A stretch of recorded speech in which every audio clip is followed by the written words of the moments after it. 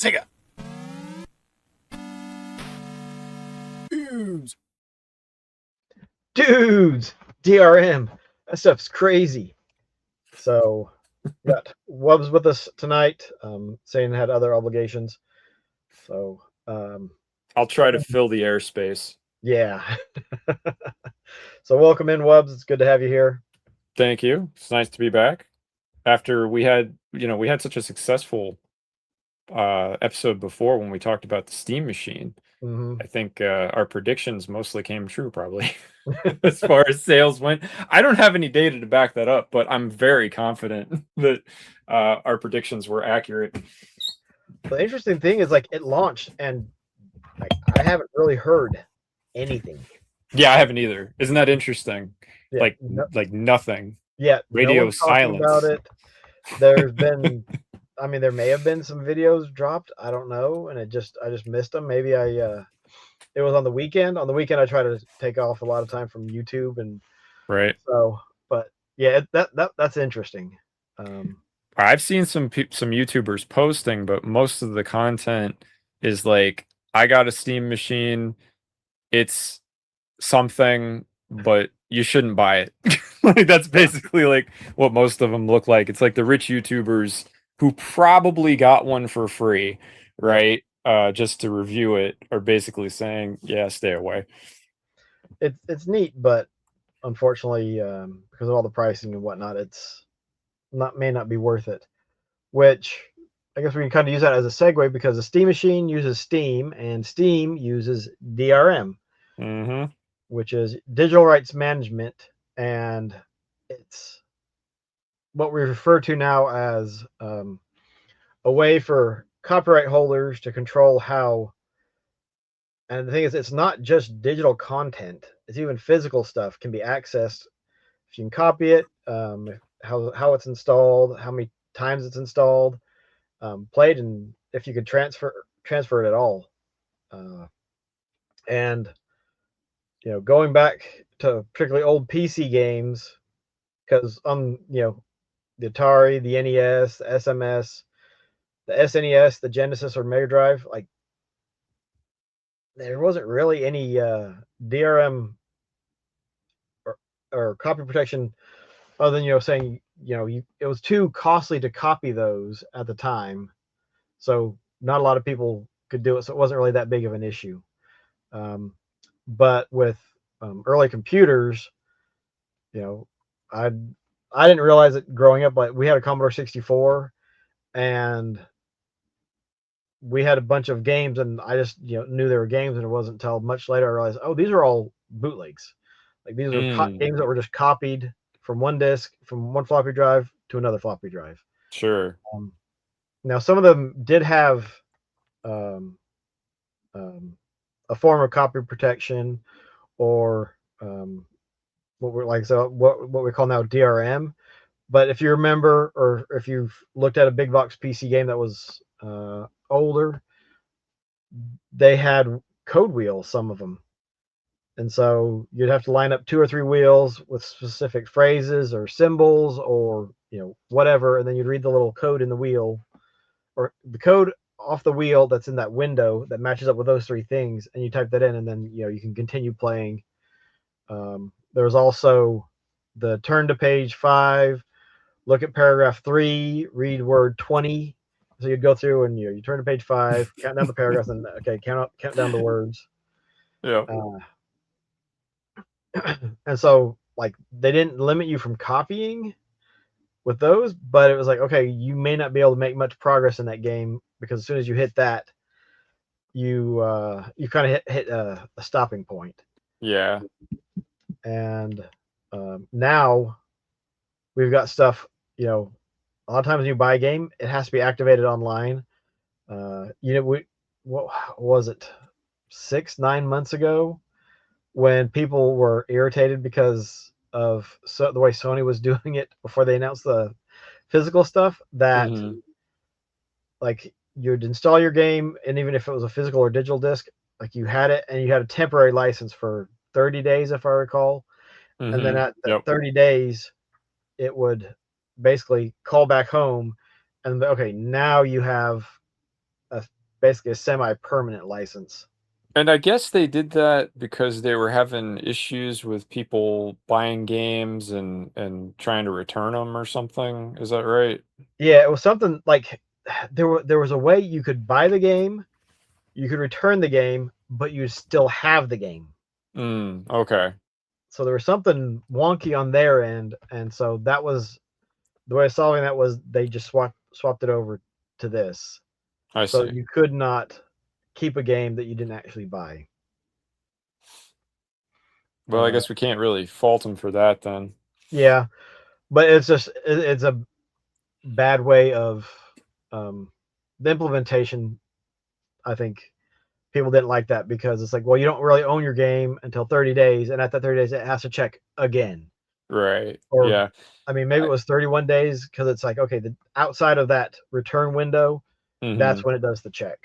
That it does the check again. And then Yeah, so you have to have internet again then at that point. yeah, So which for most people I guess isn't a big deal, but uh internet isn't a foregone conclusion for everyone, right?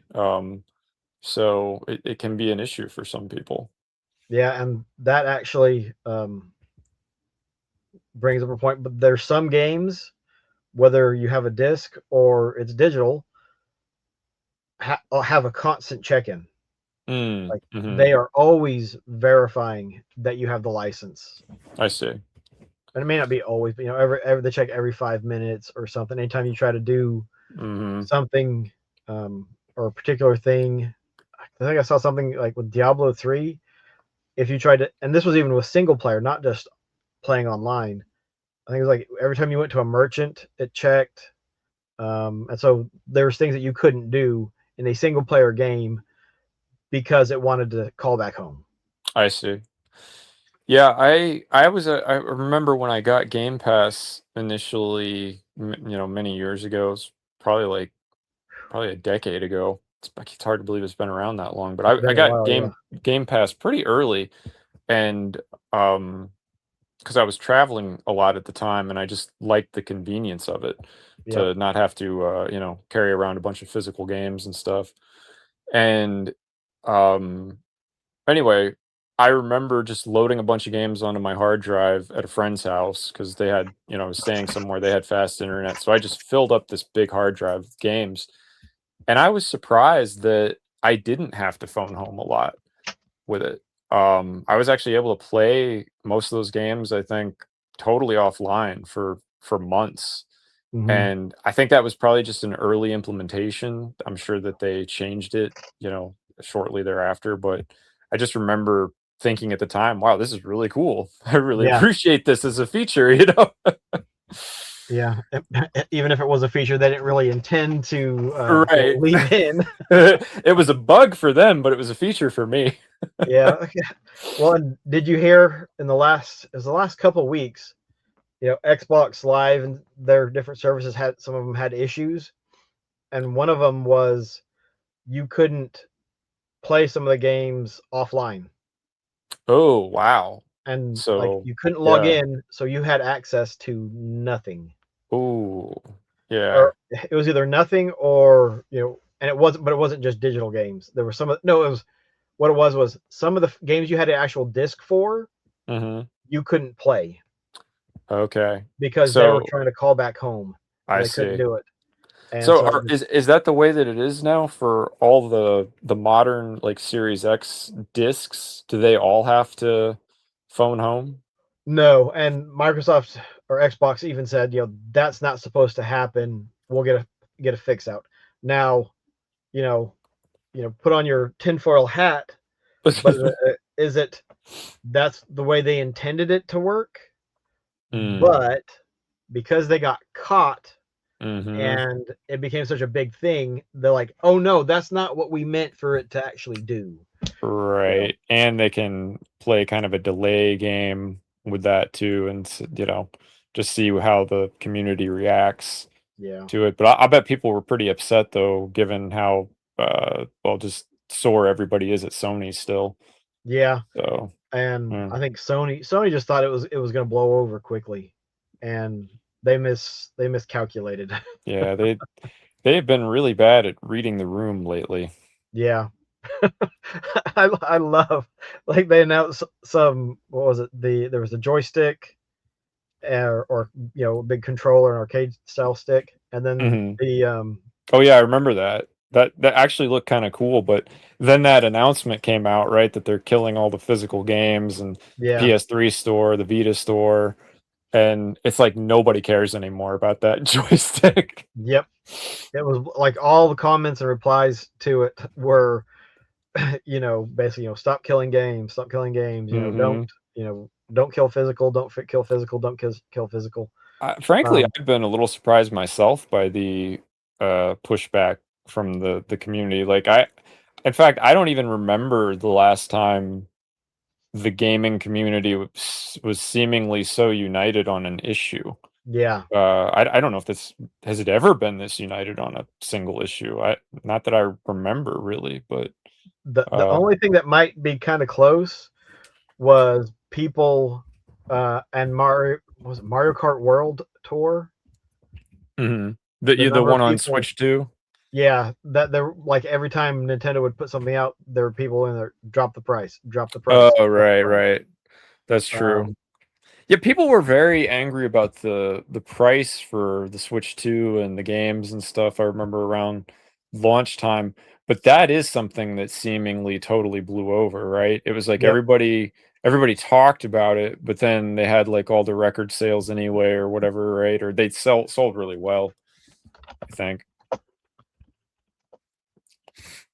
and actually, I'm not sure if they did drop the price of the individual game, because they, I mean, it was a packing game for, what was it, the $500 bundle, I think. So the game was Yeah, it only was $50. the $500 bundle got you the Mario Kart game, but I'm pretty sure it was digital only. I could be wrong about that, but I'm pretty sure it was digital. You might be right. Nope, it's Which, you still know, I 80. mean, for a lot of people, it's like they don't care anyway, right? It's like, all right, $50 for a digital game, no big Yep, deal. yep, And it was a new game, so to be fair, that's kind of cool. yeah. So it's still 80 on their, digitally on their website. It's $80. So Yeah. that I, that you know, I mean, enough it's a people bought it Nintendo that game, they're right? not That worried thing's about it. going to be 80 for the next decade. So, yeah.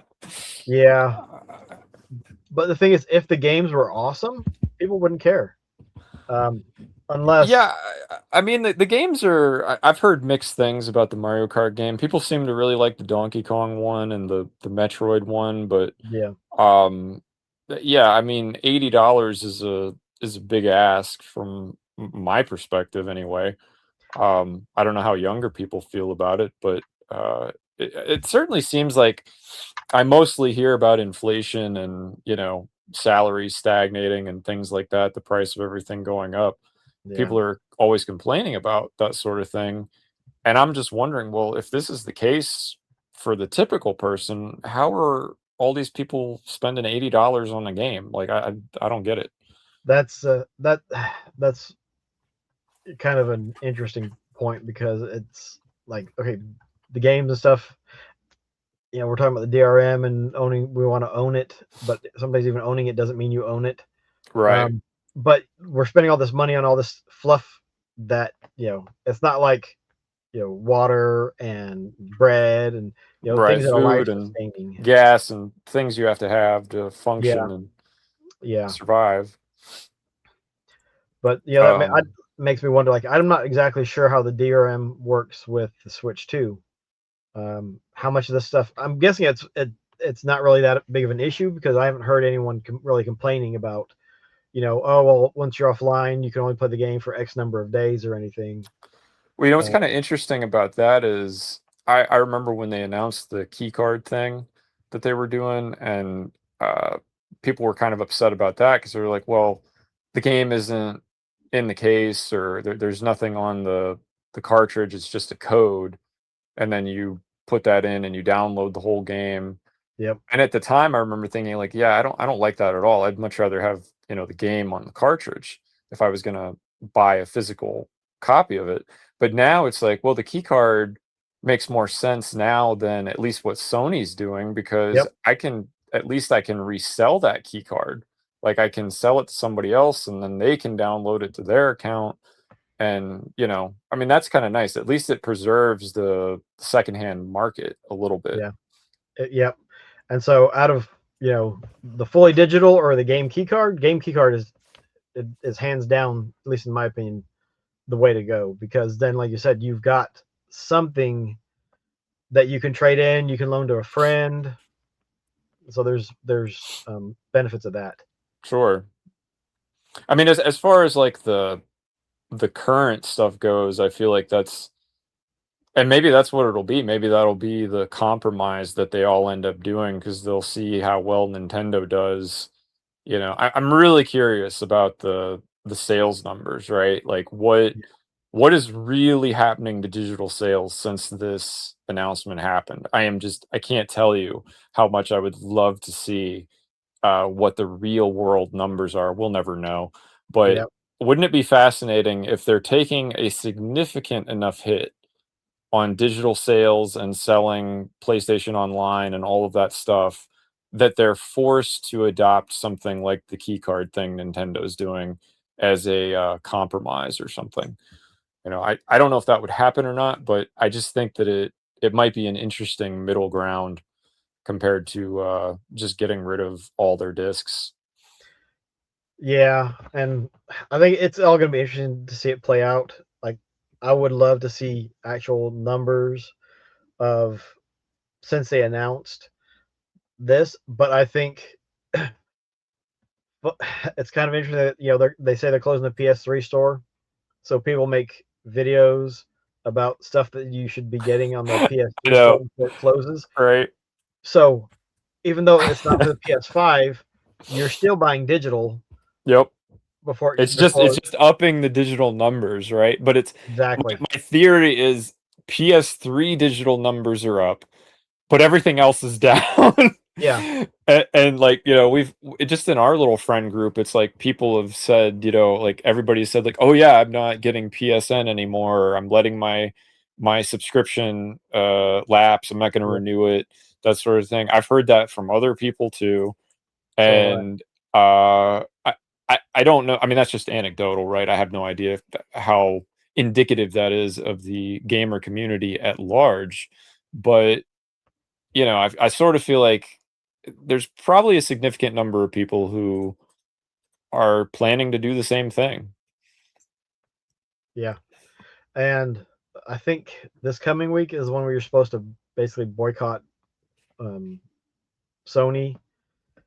So you're supposed to, disconnect if either not play your PlayStation at all or disconnect it from the network so they don't know that you're playing it. Hmm. Um, I didn't hear not about this. buy This is anything. like a larger organized boycott. Yeah. And it'll be interesting to see what if any effect it has but the funny thing is, like, I think if anything it'll be something like, okay, here's the standard numbers, okay, here's the boycott, doop, doop, and then it'll jump Right, back and up then it again. just goes right back up. Yeah. And if that's what happens, Yeah, it won't do anything, of yeah, course, so to just be like, change their mind. ah, But like, all look, right, we need to, the next time there's one of these boycotts, we need to plan that for a service break, yep. take down Or do PSN for, something longer than a week, right? I mean, a week is nothing, yeah, a week. especially to a multi-billion-dollar corporation. Yeah. And So it's going to take more than that. But I will say I've been doing my part. My PS5 has been offline for 2 years now. So everyone else, get in line. We can do this if we stick together. You got some catching up to do, but we can do it. yeah, I joked to a buddy that I was way ahead of the game because I haven't bought a PlayStation anything and don't Right? collect PlayStation anything. So I was like, I was the trendsetter. That's true. Yeah, yeah. I'm catching up with you. Is more like it. Yeah. Um, and it'll be interesting to see how this all goes, and then what the next generation of consoles is, and how they're going to handle DRM. I'm really. This is probably the wrong attitude to have, but I really don't care that much about DRM in the next generation because I think that unless something really amazing happens or there's a big shift economically, I'm not going to be participating in the next generation anyway. So it's Yep. like if there's DRM, it's probably really not going to affect me much Yeah. personally. Yeah. You know, I think there's a good chance that the older games, retro, vintage games, will see a spike, because people will be more interested in it because, hey, I can own Right. it. And, Well, I can tell you right now, like I don't do a lot of collecting, but certainly if the choice is between, playing getting into the PS3 or PS4 backlog that I missed or older Xbox stuff versus paying $1,000 for a PlayStation 6, that's like a no-brainer, easy choice for me. yeah. I'll be diving into the backlog. Well, the main reason I wanted to get a Series X was so I could play my 360 games and my Xbox One games quicker. So, you know, the load Sure. times would be reduced. But I originally bought a Series S, um, but it was on a really good deal on Amazon, Mhm. and then I had some cash back on my Discover card. So out of pocket, it ended up costing me like $50, $75, somewhere around there. Wow, that's a great Um, deal. but then, like, you know, talking with a buddy, and yeah, I'd like to get one with a disk drive now because, you know, I did miss having one. Mhm. Um, and he works at Sam's Club, and, like, you know, I don't remember. It was some time ago. We'll say a couple years ago when they released the Series X all white digital one. Oh, yeah, I Um, remember that. and we'll say, you know, like 6 months after they did that, you know, I don't remember if he called or texted me, but he's like, "Hey, I know you wanted one with a disk drive, but we have one that basically got lost in the lockup of the cage that they have for the high end electronics, and we'll say I think it was like $250." That's And a I good was like, deal. "Yeah," I was like, "Yeah, like, hey, if you pick that up for me, I'll pay you back." Awesome. And so I got an all white, 1 terabyte digital Series X. Then local retro store had their, I want to say, 5-year anniversary. I think it was last year.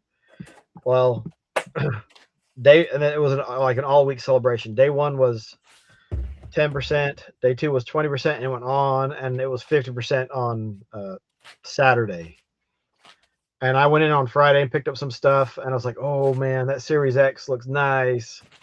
This is one with the disk drive." And I was like, "You know what? If it's here tomorrow, I think I'll come back and get it."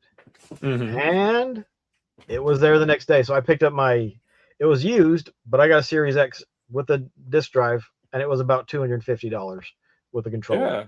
I mean, So that's great, man. I like, I got the Series S actually during COVID because it was the only modern console that I could get yeah, because of the bots and nothing available locally, for so long. yep, And I was playing a lot of Dead by Daylight at the time, and I just wanted to be able to play it on more modern hardware.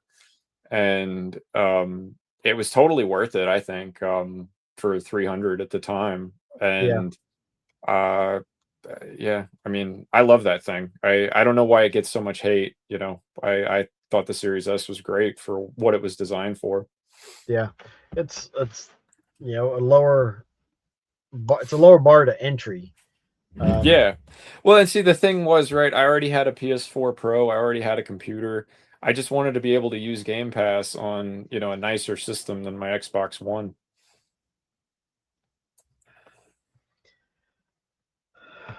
I I can get it, but everyone has their own little quirks and whatever, and so if something's outside of that, they doesn't matter what you tell them, they don't like it. Yeah.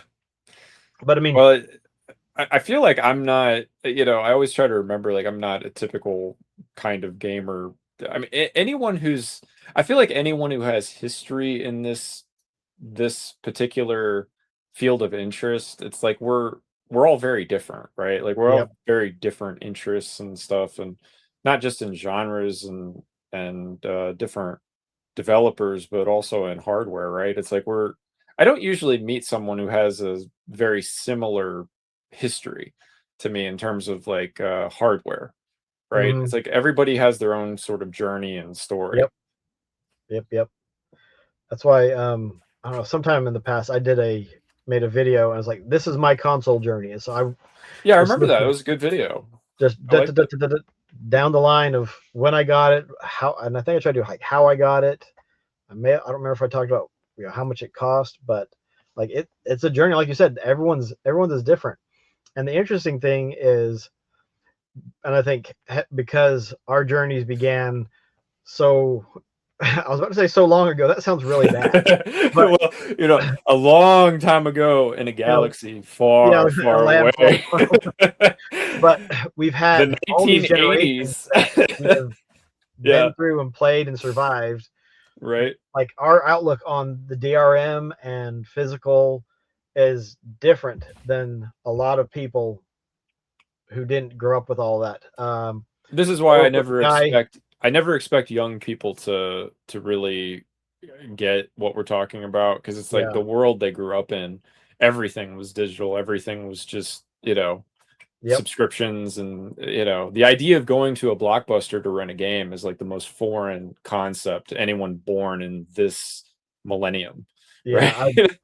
I miss it. And I didn't rent a bunch from Blockbuster, but I love going in and looking at their used games once Oh yeah, me they too. were, out of basically out of rotation because they Sure. weren't getting rented much anymore.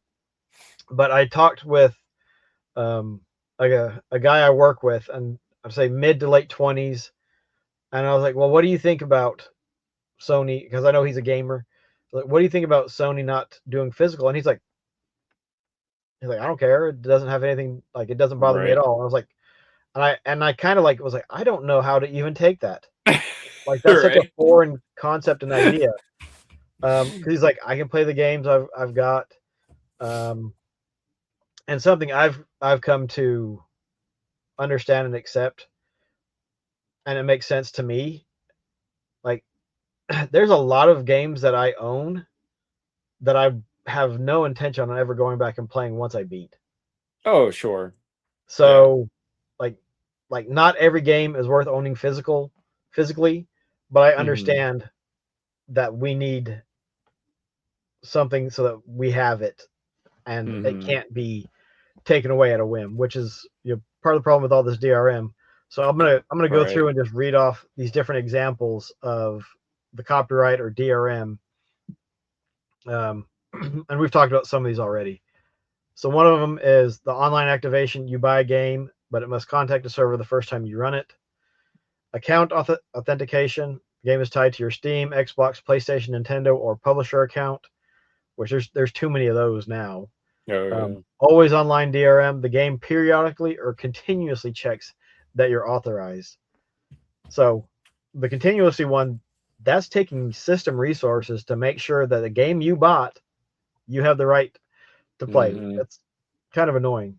Yeah. Um, Disc checks. Older PC games sometimes required the original CD or DVD to be inserted, which that's not just PC, because even now, like even with my Series X, if I put in a 360 game and install it, I have to put the disk drive. Sorry, I have to put the disc back in the drive so I can play that game, because Hmm. it still checks for that permission that I've got Right. the license to play that.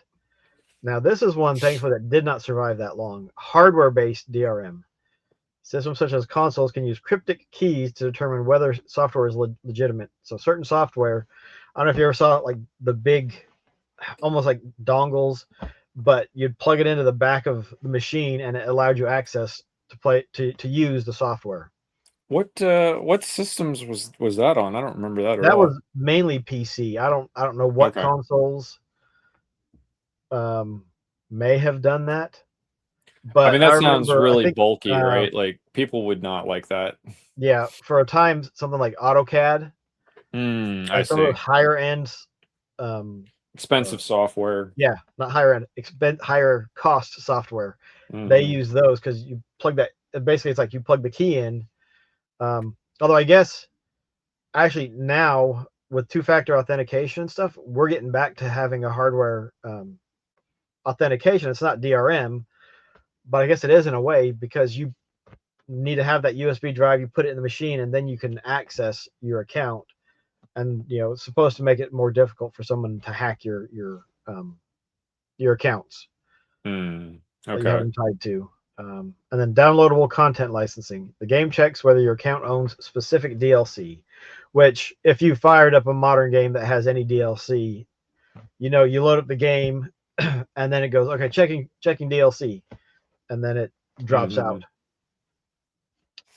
Um, Yeah, you make a good point about the system resources. Certainly for slower internet connections, that's more of an issue, but it is still something that you're paying for yeah, ultimately, right? And also, it's something that, well, like you said, Microsoft had this problem apparently this week where people were having trouble even playing their physical games because they were trying to phone home. And so there's an example allegedly of the system just breaking down yep, and you can't play your games because something went wrong, yep, either on the client or the server side. Whereas if that wasn't part of the process to load your game, it wouldn't be a problem. yep. And I mean, we've seen examples of it, where at least part or a complete game became inaccessible because the publisher or whoever, like, they're like, we're shutting down the servers. That's it. The Yep. game, you might have the game, you might even have a disc that has all of the game on there, but because it can't call home or it can't be authenticated, all you got is a paperweight Wasn't it or that game PS4 The Crew? Is that the one that happened with? I think the servers went down and it wasn't like really old either. The game was only like 5 or 10 years old, I think, when that happened. yeah, Like they just stopped supporting it yep, completely. And you bought that game new, it was sort of like you got screwed. yeah, and like that's gonna happen more and more.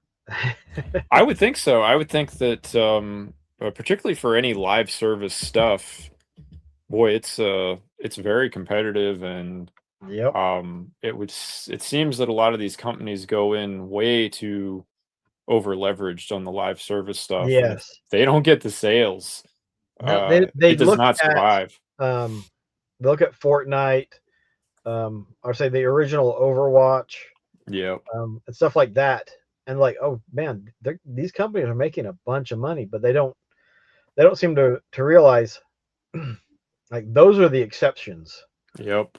not the rule. The rule is your was it Marathon and Concord and even Right. Overwatch 2. I don't think has come near to the success of the original Overwatch. I don't know what the numbers are for COD and Battlefield now, but I know the general, like there's not a lot of good vibes in the communities based on the what I've read, at least online, about the newer games. A lot of people don't even want to play the franchises anymore. So uh that maybe you could argue, well, that's just because of how they're doing the design of the games or whatever. Yeah, that's probably true, but ultimately it means there's less people playing them than there used to be. Yep. So um this is the thing, right? Like people who want to play live service games, there's a limited number of them within the gaming community.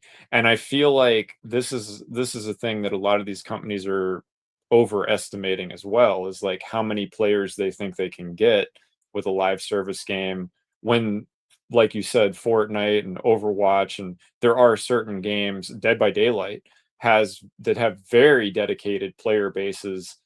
More than likely they're not going to stop playing those games to play your live service game. Like it's just not going to happen. Exactly. So like it doesn't, and and that's not even to say that your game is necessarily bad or anything. It's just these are communities that have years and years of history behind them now. Yep. People aren't gonna just jump ship for whatever your game is because you think it's so cool or so great or so much better. Yeah. Yep. I mean, look at Destiny and Destiny 2. Oh, sure. Yeah, good example, right? Destiny was huge. Destiny, and like I still on occasion will go back and just run around on Mars or Earth or something and take guys out Yep, for 30 minutes or something just because it's a fun game. sure. But Destiny 2, like I did not like the way they did the transition. And like I think I got at whatever point Destiny 2 became free to play, I played it, we'll say a few hours and I was done. I put a Mhm, lot more into the original Destiny. sure. And it fractured, I think it fractured the community. And people were like, well, if I have to start over, I can just go start a totally different game and not play the same game and have to start from square one. Mhm. So, yeah, I mean, you can have a franchise and screw it up too, right? Like, you can that's also very possible. Yep. And it's not just limited to games. Star Wars. Yeah, no, oh, yeah, very good example. Yep. Uh, but so the real issue, even with physical, is this stuff can be turned off. The servers go dark. Well, you can't authenticate your game. You can't play. Yep. And the thing is, they can also just be like, we're not going to let you access our game now, Oh, yeah. even if it's still live. I mean, and I mean, not, banning people because they do something against the EULA or the terms of Mhm. service or whatever. I just mean they're like, yeah, we don't like you because you're bald. Oh, yeah, I mean, that's the thing that I'm concerned about is on the back end, there's no accountability at all or any kind of guarantee that these companies won't just shadow ban you Yeah.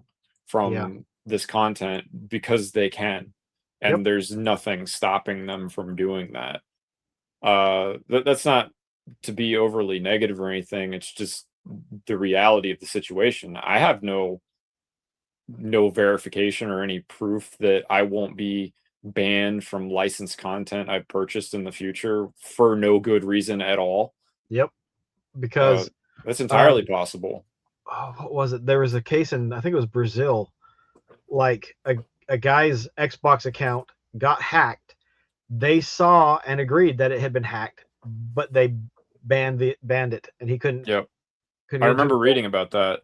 Yep. All of his myriad of games, Mhm. thousands of dollars, tens of thousands of dollars, whatever it was He that he had a had lot, spent. right? It was a big account too. Yeah, but all that was gone.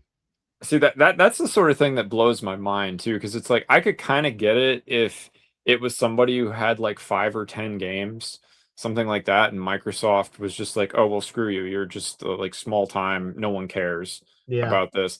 But when like it's somebody who had spent that much money on the account and the company, and they treat them like that, I have no respect for that at all. I think the dude should have gotten free Xboxes for life after that, frankly. Like I think it's just Yeah. Like, here's reprehensible the way 10,000. they treated him. Crap, they're not even Microsoft points anymore, whatever they call them.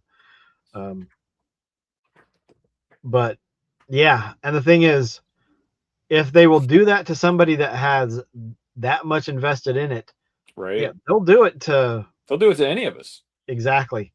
The thing is, they don't. They look at us like we are. What's the right way of putting it? We are Uh, replaceable.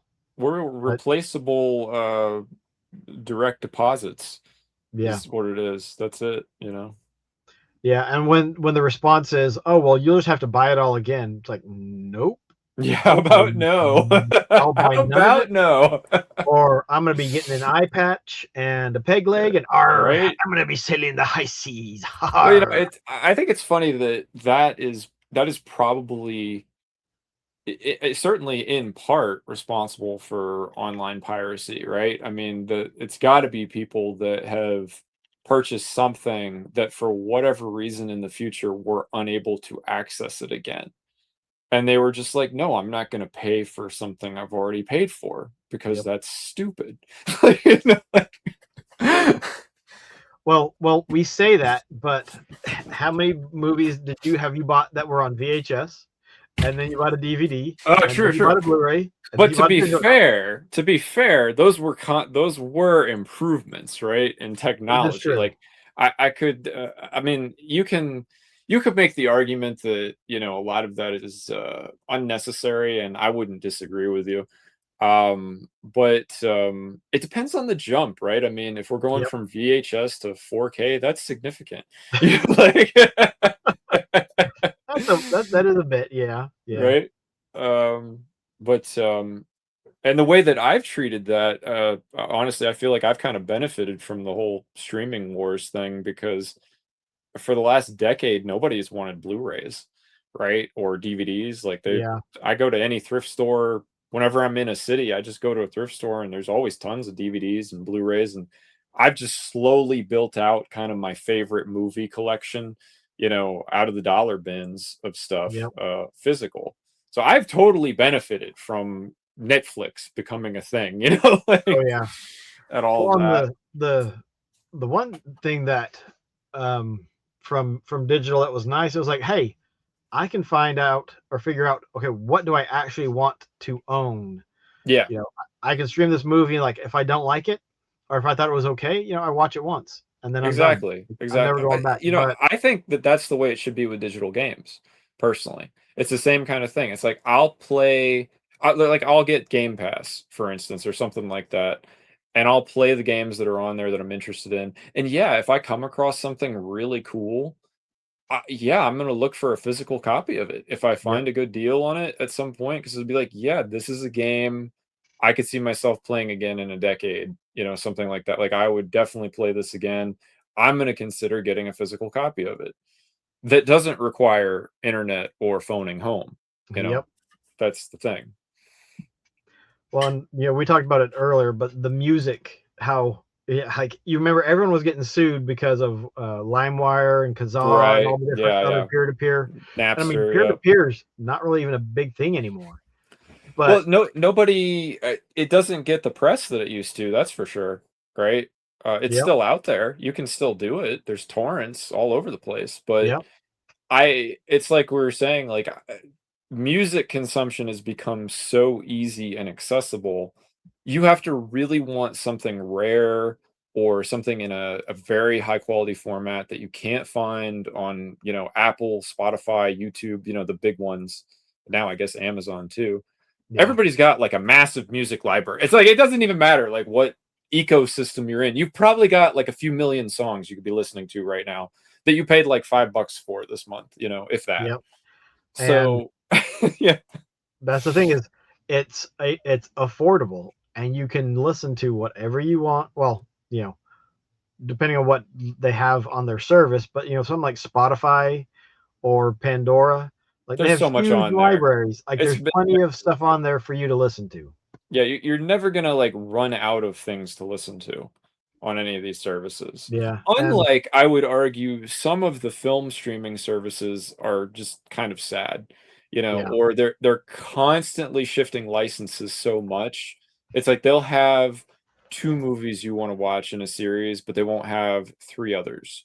yeah, They'll be like this happened to me recently with Mission Impossible. I had Paramount and I was trying to watch the whole Mission Impossible film series in order, and they had all of them except five. The fifth film was with Amazon Prime at the time. Don't ask me why. I have no idea. I just used my parents' Prime account because they have a Prime account, and I just logged in and watched it that way. It wasn't a huge problem, but if I hadn't had that access, that would have really pissed me off, yep, right? Paramount, Mission Impossible, easily Paramount's one of their biggest franchises. Why the hell wouldn't you have all of your films on your dedicated streaming service? I don't care if you want to rent it to Amazon. Fine. Sell them a a partial license, blah blah blah. Don't take it off of your own damn service, right? What are we doing? Yep, I've run into that with TV shows where it's, you can watch the first 5 episodes, and then there's a couple episodes that aren't on that streaming service, but the entire series is on another streaming service or part of it or whatever, and it's like, What are we doing? What are we doing here? Like, exactly? Who sat down in the board meeting and said this is a good idea? Like, like, it's like, do they even like TV? Like, have they ever watched a TV show? Do they understand the concept of a chronological story? Yeah. Like, and usually that's what it is. And sometimes it's, you get part 1, but you don't get part 2 or 3 if it's right. multi-parter. But I think bring this all back to DRM. The problem is the DRM and the licensing. The licensing stuff for all of this stuff is just, it's kind of crazy. It's a minefield, right? With exactly. how complex it is. I've talked to, well, I haven't talked to, I've done research on it in the past, like just digital copyright law, and you can get on Reddit and other places, like with lawyers that'll chime in and they'll say like, oh, it's a mess. Like anything that has to do with copyright law, especially digital copyright law, is like it's like a quagmire. Yeah. The way they describe it, and it's like, I believe it, because I mean that's why things are as screwed up as they are, right? With certainly with film licensing and stuff like that, film and TV. It's like, it is a mess. Mm-hmm. And then if the weird thing is when a film or a TV show, and even games now, if they have licensed music, oh god, it's 10 times worse. And that's part of the problem with some of there was an Outrun game released for the 360, but because it was licensed with I think it was Ferrari, but they only had the license for 5 years. So after 5 years, it gets delisted. You can still download it if you bought it, right? But you can't buy it anymore, and that one was never released. The thing that's funny to me about that particular scenario is, who benefits from that? Yeah. If you can't buy it anymore, no one's making money on that. Like, what?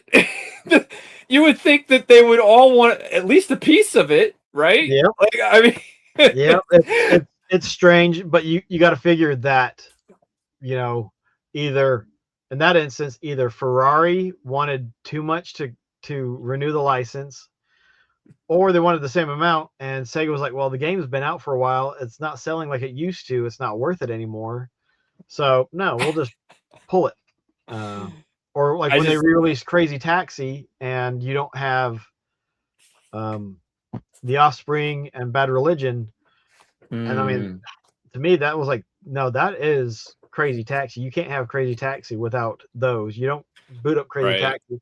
It'd be getting it, to me. It's like you load up Crazy Taxi and they're not like going, hey, crazy money. It's like, hi guys, it's time to make some money. Right. Yeah, it's like just a watered down, horrible imitation. The fast food restaurants, was it Pizza Hut and KFC or something? Oh yeah. Anything like a while, that. But well, I'm watching a TV show right now from, I guess it was the BBC in the 90s, called Heartbeat. And it's this show set in the 60s and 70s, and like they started out with actual 60s music. Like the early episodes had like legit original recordings from that time, all this pop rock music. And it was really cool because it felt really authentic. And then get to season 2, and it's like half the stuff I hear is like a very sad cover song, like recorded sometime in the decades following that. Yeah. And it just really ruins the viewing experience. Yeah. And I read about it because I was like, God, why did they do this? And of course it was the same thing. Oh, licensing issue. Yeah, these shows they originally premiered with all of this original music by the original artist, but due to licensing, blah, blah, blah, they couldn't record, they can't legally distribute the original recordings. with That's that why music Sonic anymore. 3 is so difficult for Sega to actually release, or with the original soundtrack, because there was some stuff that Michael Jackson helped out with. Oh wow, And so, didn't even know that that. involves, tons of lawyers and stuff, because everybody wants their piece of the pie, and Yep. nobody wants to play nice. And So what happens? It just leads to piracy, yeah, right? In cases like you that, want and the then they original. don't, and then nobody makes any money. Like Yep. it's you know, um, yeah, but and they have to know that, right? I mean, this is the thing. Like these corporations have to know that's what's happening. If anything like that that's just left on the shelf Yep. that they don't make available and accessible in a reasonable way to consumers, people are going to find alternatives Yep. if it's something they really want. And that's exactly what happened with music. Oh yeah, People sure. thought that it was too expensive for all the albums and stuff, and so Well, you had all your remember back peer-to-peer in the happening. day, man, a CD was like $20. Yeah, and And then back in the 90s, $20 was $20. It actually was meant something. yeah, It's nothing now, and but back then it mattered. yep. But all of a sudden, you have these services come out, and they offer, very affordable subscriptions. Which, subscriptions are, the number of subscriptions is getting to be painful. Oh yeah. But it's so cheap, it's not worth it for people to bootleg it anymore. Well, and so many of the things have it as part of another service, right? I mean, like Amazon's got their own music thing. You get access to so many millions of songs if you're a Prime subscriber. And if you're with YouTube, if you got YouTube Premium, you get their music thing, which is also great because it's like Mhm. everything on the site. Um, and I don't know. I'm sure there's others Yeah, I where mean, it's think, like it's think not about just a music service. it's almost like game storefronts. Everyone's got their own music thing, because Amazon has it, Apple has it. You Yeah. got Pandora and Spotify, and Hmm. um, I don't know. Does One Star have music yet? I don't know. No, They not One might. Star. OnStar. OnStar. OnStar. Probably. Oh, you got Sirius X and XM radio, Sirius FM and XM Sirius radio, XM. and Is that still a thing? Are they still in business? I believe they are. Wow. So, yeah, but see, that's the thing is, you've got all of these different ways to access music. Where with the Yep. games, it's you have Microsoft for the Microsoft games, or the Yep. games that were released on their systems. You've got Nintendo, Sony, and then Sega with the old stuff, and then their new Hmm. stuff is spread all over. But there's no, like, how, I don't know how we would even be able to break it up to where it's like, all right, you have a subscription and you can play any of these games that you want. Right. Well, And the only it's alternative not. I is the mean, high it's speed. not even just that. It's like you have to have their hardware. You Yep. know, that's a big part of it too, right? I mean, which by itself is pretty expensive. Which is why emulation is so big. Yeah. Well, and I think that ultimately, I mean, that's why people are going to PC gaming more. If you get but so into gaming, eventually you're going to want to play games from all of those companies. Yeah. And certainly the most uh, well, easiest way to do that is with a PC. Yep. Um, for sure. So, I mean, I get it. I get why people are doing it. I get why the Steam Deck was such a big thing, and I get why PC handhelds have just exploded since then. The same reason. It's not just about Steam games. Big part of it's emulation. And it's so easy to do. And it used to be that, consoles were the easy way to play games, and it's just about as easy to play them on PC. And guess what? On the PC, you've got thousands and thousands and thousands of more that you can get. Oh yeah. It's just and totally open ecosystems. So you can do all the modding, you can do all the upscaling if your hardware can handle it. I mean, it's just the Wild West compared to console gaming. You can Yeah. do whatever you want on a PC.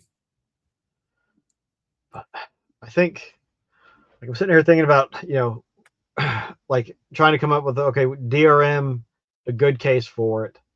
And it's okay. I can understand companies wanting to protect their intellectual property that they've created. Right. But I think they lose sight of, like, they've spent all this money to make this stuff, and they make it so difficult for people to get a hold of. Yeah, I really question whether the amount of time and money that goes into the security, privacy, or part of it is justifiable Yeah, for the impact that it has on their business. I yeah, don't know how to, I mean, obviously a study would have to be done to really try to quantify that in real world terms. But yeah, it's just something in the back of my mind where I'm always wondering about it. Like, is it really worth all of this effort? Because it's not free and it's not easy to constantly stay up with security technology, right? And stay ahead of hackers and everybody. That has a significant cost to any business, but especially a business who's like very focused on digital products. yeah. I mean, it just going back to music. I mean, it was, all the time, like every day you would hear something about so and so was being sued by the record companies because they were caught using peer to peer, and Right. they had downloaded 10,000 songs or whatever, and then Hmm. the person ends up owing millions of dollars, a dollar per song or $5 per song or whatever, Right. and these outrageous judgments, and then all of a sudden it just went, Yep. crickets. Well, Gabe, was it Gabe Newell, the Steam guy? Yeah, He talked about that, years ago. He said that that was the problem with private piracy was it's a service issue. These things weren't easily accessible in a reasonable way for so long. And like you were saying before with Napster and the other music sharing software, that was a big reason why it was so big in the late 90s and early 2000s, for that reason. hmm, Um, and I think Gabe probably recognized that and realized like it wasn't about necessarily having a super cheap product. It was about having a good product that was accessible very easily to people, you know. yep, Um, and obviously Steam's been really successful, I guess, with their philosophy. Um, I don't know. I'm always amazed that all of these streaming services can survive, particularly for the film and TV stuff. Ever since everybody split off from Netflix and like took their licensing stuff, and we have like 80 different streaming services now for film and TV. I'm yes, always amazed how are they still in business, all of them, because it's like there's no way most of them are covering their yep. expenses. It's like, Like, I think it's the same thing with, or similar to live service games. Like, there's some that do okay, and I mean, Netflix is the top dog for streaming, just hands down. I think they beat everybody. well, they're the Uh, only one that I'm even aware of make a profit. yeah, I and mean, the interesting thing is, like, these companies cannot come up with their creative name. It's Plus. You got right? HBO Plus. You got Or Disney Plus. Max. Yeah, it's just like, my goodness. Hulu's kind of fun. You know? But that's eventually just going to get rolled into Disney Plus more and more, as Oh, because definitely. They're that's the gonna way eat they're it. doing it. Yep. It'll be. I mean, it'll probably end up being Disney Plus Hulu, or Hulu Disney Right? Hulu or something. Hulu Shululu. But Didn't it used to be Hulu Luau or something? Was like one of the tiers. I can't remember. I think it did actually have a name before it was Hulu. Yeah. Um, Anyway, I don't know what's gonna happen with all that, but for film and TV stuff, it's like I totally get why people would still pirate that stuff just because of how ridiculous it is to try to watch an entire series of anything now. It's like you got to have like two or three different services yeah, to see everything, and even then you're not guaranteed to actually get through it all before the content moves to something else. and then you got to get another subscription. It's But so I mean, dumb. That's the same thing with Game Pass. Like, Oh, true. if you hop onto Game Pass and you're like, oh, I like this game, and you start playing it, and then like, oh crud, it's leaving at the end of the month, and I don't have the time to play. Yep. But maybe it helps you decide, okay, yeah, you know what, I actually want to buy this game. Well, Say buy. perfect example, right? I mean, I started playing Octopath Traveler on Game Pass many years ago. Never beat it. I got like 30 hours in, and I played it enough to know that okay, eventually I'd like to get a copy of this on the Switch, because that's the only physical place you can get the first game in that series. And it's like, to this day, it's like I know I'm gonna buy that on Switch eventually to collect, and eventually just play it and beat it again, because I played it on Game Pass so much. I wouldn't have even played the game if I hadn't had Game Pass. Yep. There's what was it? Is it Dark Cells? The Castlevania, Metroidvania style game. Dark Souls is like it's the Souls like Demon Souls. It's not Dark Souls, but it like I played that on Game Pass. Then they came out with a Castlevania version or something, so I was like, oh cool. And then I put this, put all this stuff on my wish list, and so I eventually picked up a copy of that for the Switch. Even are you thinking of Dead Cells? Dead Cells? Dead Cells, yes. Yeah. Yes, Dead Cells. And then there was a train, like really simple but fun and nice and just easygoing, like train simulator. Oh, nice. With wooden trains and stuff. So it's been on my wish list for a while, but it's like, when that hits the price that I'm willing to pay, which I'm cheap, like $5 for a digital game is my prime spot. We've talked about this, right? Like I kind of live for digital $5 or less. Yeah. But I'll go 10 if it's like a newer game that I really want, where it's like, all right, this is probably as cheap as it's going to be for the next few years type thing. I'll go that high, but that's kind of my limit. I know all the young kids are listening to this like, okay, grandpa. Like, yep. Or if it's a game that has a bunch of DLC but it's all bundled together, it's like, oh yeah, right. If it's a game of the year or something like that where it's a lot of extra content, yeah, sure. Why not, right? Which actually that's interesting. Like, I'm not sure the last time I saw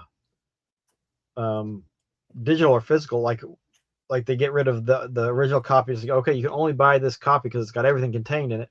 There are no game of the years anymore, or that style. It seems like I don't see that much. Did they even do a physical release of the Cyberpunk 2077 with the expansion pass? I don't know if they did it. Well, they did for Switch 2 probably, but I don't know if that's all on the cart. That might be a download. Yeah, I don't know. But that's something that seems to be going the way. But that's also, it's like, well, we cannot do that and charge people more. Right.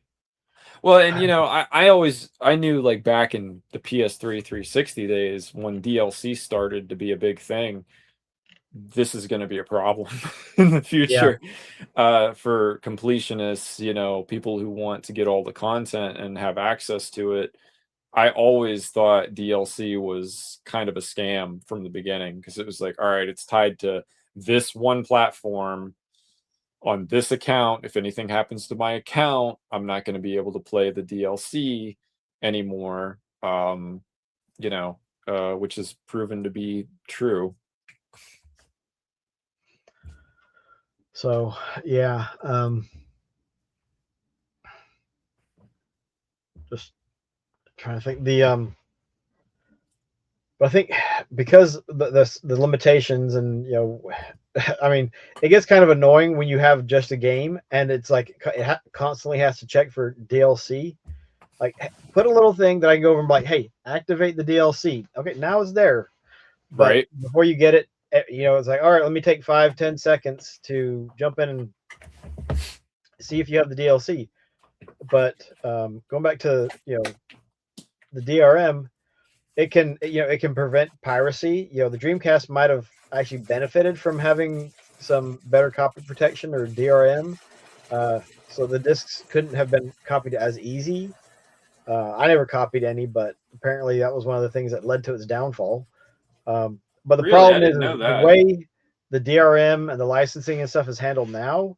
It seems to impose more restrictions on those who actually own. Sorry, who actually buy, who actually pay to have a long-term rental for these games, and that even Right. includes the physical, because when the servers and stuff go down and your physical game or your physical disc or cartridge will no longer be playable. I mean, that's a problem. Yeah, absolutely. I mean, I think that this is a reason too, where just the more that I've thought about it the last few years, I love the idea of my PlayStation 3 living forever. It's not going to happen, Yeah. right? Eventually, it will suffer a hardware failure that will kill it, and it will not be worth getting it fixed. Yep.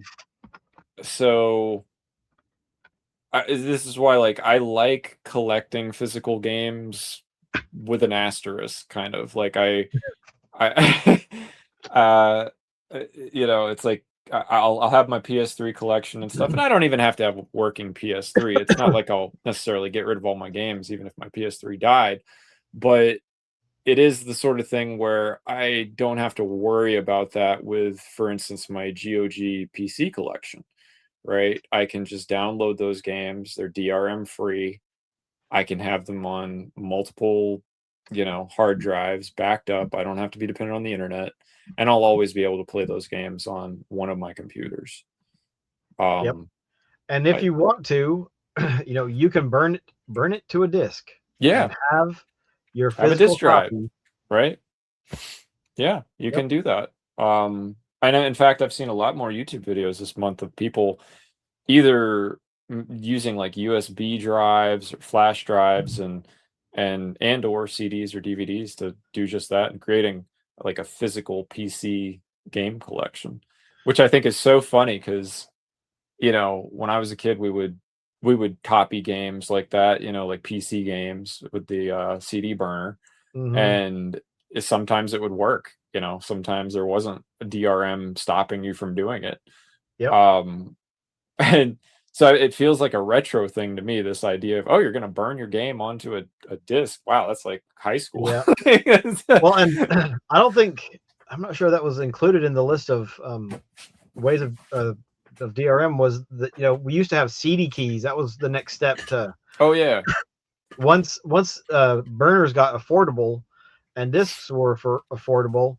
Then you'd have your 16-digit code or whatever on the back of the jewel case. right.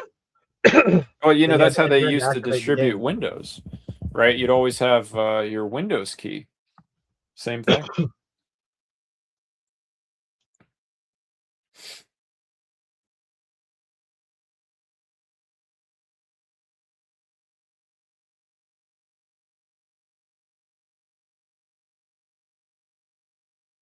This is where we'll put the Jeopardy music, I guess. Okay.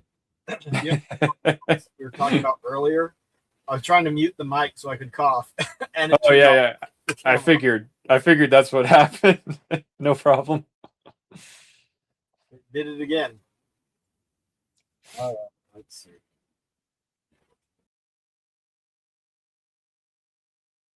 It worked for a second there. All right, maybe I'll just go with this for a minute. Okay. Hey, we're the same size now. Oh, that was interesting.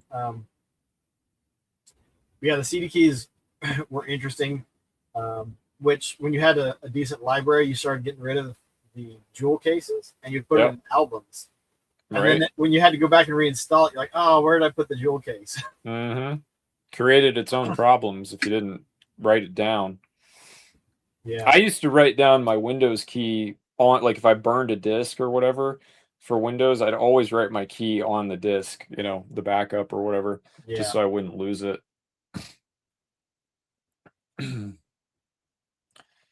So yeah, I mean, it's kind of interesting that some people are doing that. I don't personally think it's necessary. I'm not really that worried about losing access to PC games. I'm not nearly as worried about losing access to PC games as I am for like Sony or consoles for Yeah. sure. Um, I don't think I certainly have more faith in Steam as a company than any of the others as far as DRM's concerned.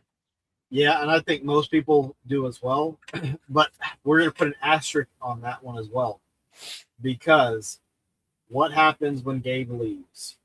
Oh, absolutely. I'm not saying that I have a lot of faith. I just have more faith than I do Yeah. in the others. Yeah. But I think the thing, like, to kind of bring it around is like, the problem is because we have no rights basically for the stuff that we supposedly own, Right. that it can be made or rendered useless because of server internet connectivity issues, all of this myriad of things that can happen because the DRM that exists is done in such a way that it is hurtful to the consumers who actually put the money out to get a physical copy or to purchase digital temporary long-term rentals. And it's like something, I mean, maybe somebody will come up with something down the line, or the company will come together and be, oh, hey, let's just do a combined service, and it's, say $30 a month to have all of our libraries, Right. and we just split it up depending on how much time they spend on in a game. I could see something like that working. I honestly I loved Game Pass early on. I thought it was such a cool service, and um whether you're a casual gamer or a hardcore gamer, I actually thought Game Pass was perfect for me because I wasn't a huge Xbox person, but I really liked being able to subscribe to that so I could play, some of Xbox's exclusive games. Yeah. And I was like the perfect target audience for a service like that. And but if it gets too expensive, I won't be able to justify doing that, Yep. you know? And I mean, I think they kind of learned a little bit of that when they upped the prices for everything and changed the names. Right. But like with Game Pass, I think day one releases is crazy. Oh, I do too. I mean, I always thought that was a tall order. Yeah. And the other thing is, well, obviously it didn't work out very well for them. But I will say though, I respect them for trying. I thought it Yeah. was a very lofty goal. I really wish that they had. I wish they hadn't just thrown money at everything the way that they did. I Activision. really wish that they had like really gone into like if they had just gotten Bethesda, for instance, like just get Bethesda and make Elder Scrolls 6 and make Fallout 5. Yeah. Had either of those been a day one Game Pass exclusive, oh my god. Yeah, the subscribers they would have gotten. Yep. If they could figure out a way to get GTA 6 so it was on Game Pass. Oh god, yeah, that would have again another massive one. But instead they threw all this money trying to buy all these different studios. And I feel like they just got massively overextended for what they could reasonably expect these studios to produce. I think it was just poor planning, not understanding how things were going to go, and maybe overpaying. But with Game Pass, at least it's like Netflix or any other streaming service. You don't own the game; it's only going to be around for a limited amount of time. Right. some of the stuff on Game Pass, obviously Halo is not going to go anywhere from Game Pass. But anything that's not first party is going to float around. Yep. Surprise, surprise. But there was plenty on there to play, even if you didn't have the third tier, the second tier stuff. Plenty of good stuff, and you could save money if you could be patient. I thought that Game Pass was, I mean, it still probably is, really. It's like there's so much value there, certainly for casuals, but even if you're like really into gaming and you don't have every ecosystem, it's probably the best thing to get is like even just a Series S with Game Pass if you don't want to spend a lot of money and you don't care about owning a bunch of games.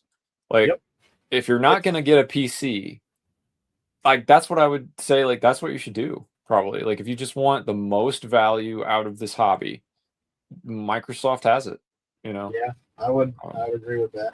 I mean, the thing is, it's great for players. It's not so great for, at least the way it's been going. Not so great for the companies making games and putting games on Game Pass. Well, and I think part of the problem with that too is just oversaturation. I think it could be really good for them if there was more curation in the service. Like cut the number of games in half, for instance, and pay those studios, like the studios that are actually on there, just give them a bigger cut of everything and keep the price reasonable for the consumer. Like then this could be a service that is around for like forever.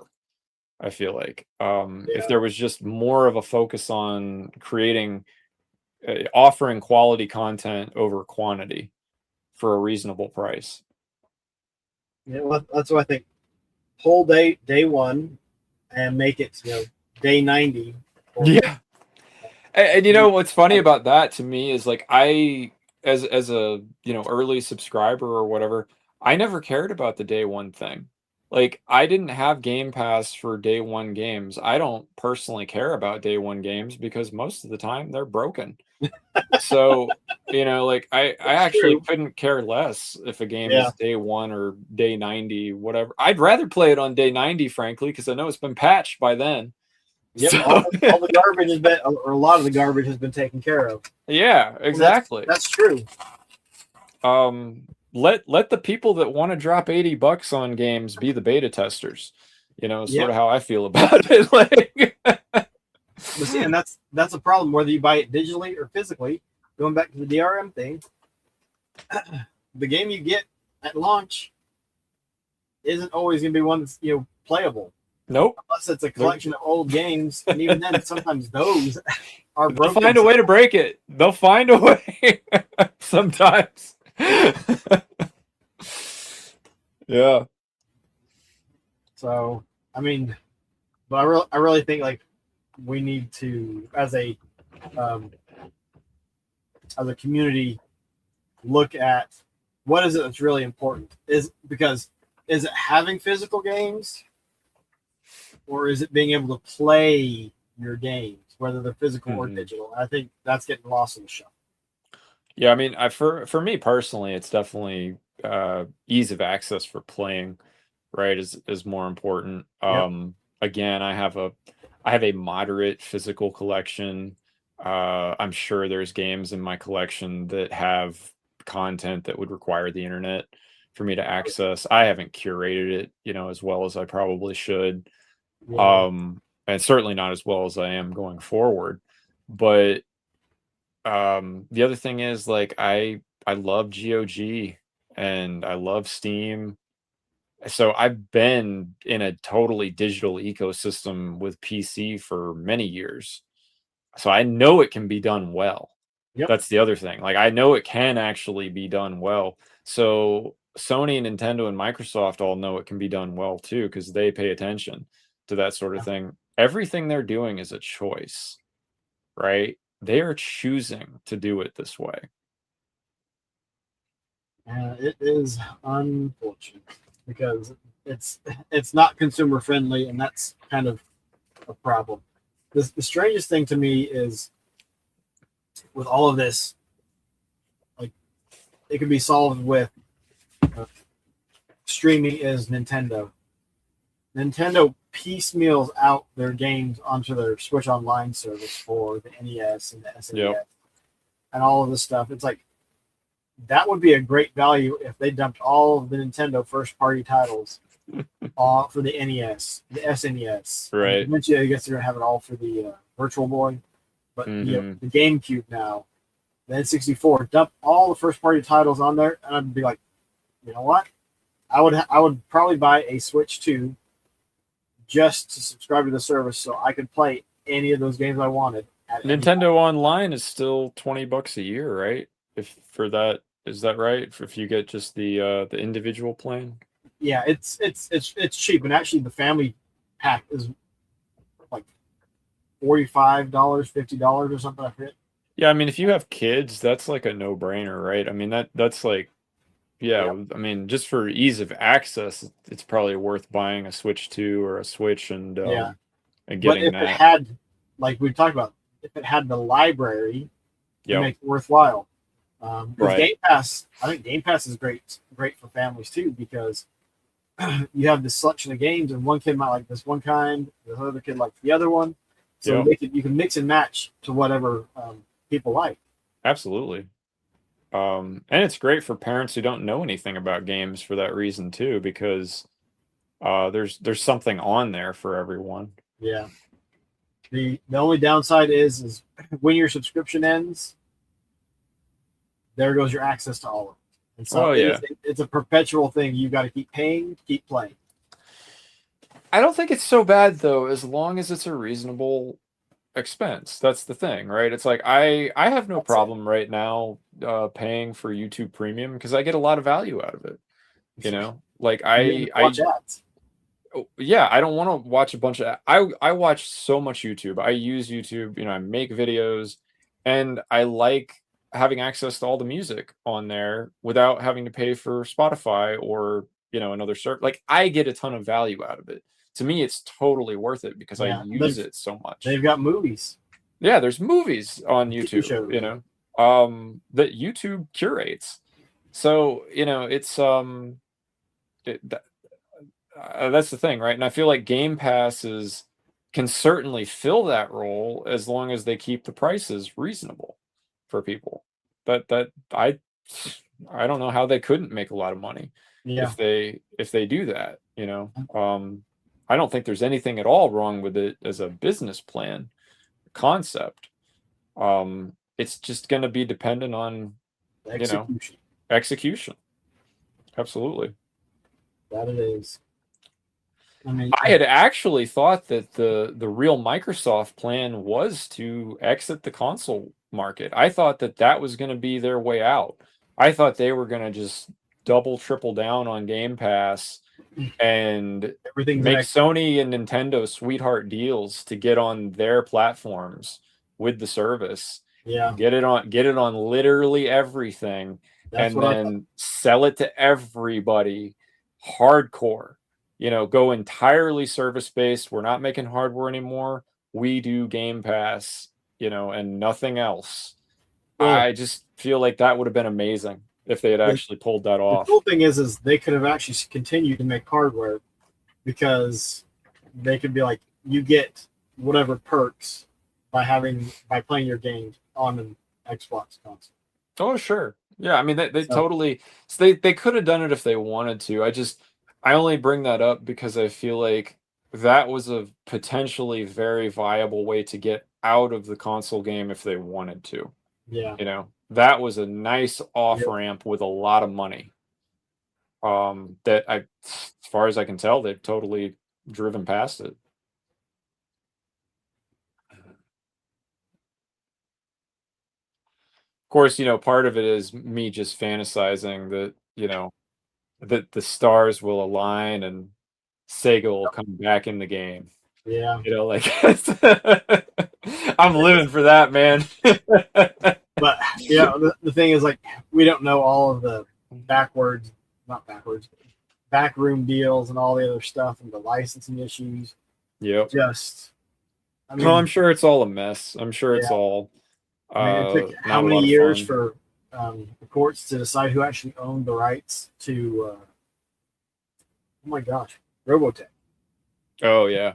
and just craziness, and But we need to fix the way games are licensed.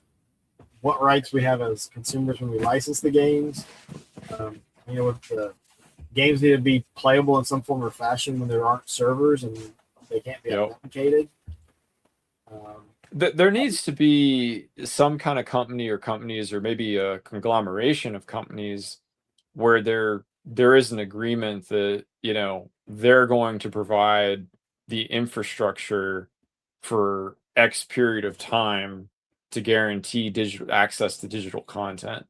Even if the companies that originally offer the digital content renege on that, there needs to be companies that can pick up the slack, right? That can take over contracts, whatever, make it a seamless process behind, like the consumer shouldn't even have to see it, right? I shouldn't have to care where the games I bought from Sony are hosted and what company is responsible for it. It just needs to happen behind the scenes, right? Again, they need to do it like the music industry did. Yeah, totally. Yeah, I think that would not be a bad way to do it. That's just going to be, I guess you'd say it's just more growing pains for the gaming industry. I think it balloons so fast, and there's so many dollar bills, greenbacks, just floating in people's eyes that they look at trying to maximize profit at this moment and not what is good for the future. I think that people don't even that are in positions of power not even understanding the gaming culture. And Sony just proved that this past month. Every public statement I saw was a joke. It was like they were just totally tone deaf to what's going on in the community. Everything I saw just felt like it was just a speech for shareholders. No one who understands the first thing about what gamers actually want. And I see stuff like that, Waz, and it's like, I'm sorry, I just can't sympathize with the corporation at that point. It's like, again, you're making a choice. You guys didn't have to do this. You didn't have to ignore your consumer base. That is a choice, and there will be consequences. To any business that does that. And, especially when it's a major multi-billion-dollar international company, I'm like, how do y'all not know this? This is business 101. Like, it's, are you just trying to get a write-off? Is that what it's about? I mean, there's no way you don't know this.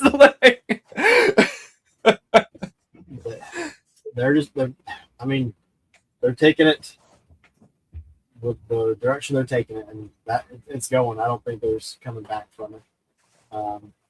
But we'll see. But the thing is, like, we want to be able to play our games. That's at the end of the day. God, it's such a simple idea, isn't it? That's it. Like, that's it. You create a service. We're not asking for the world here, it's not. You're not trying to reinvent the wheel. It's not rocket science. It's make it so that the games that we spend our money on, we can play and we can continue to play in the future. That's it. That's all you got to do.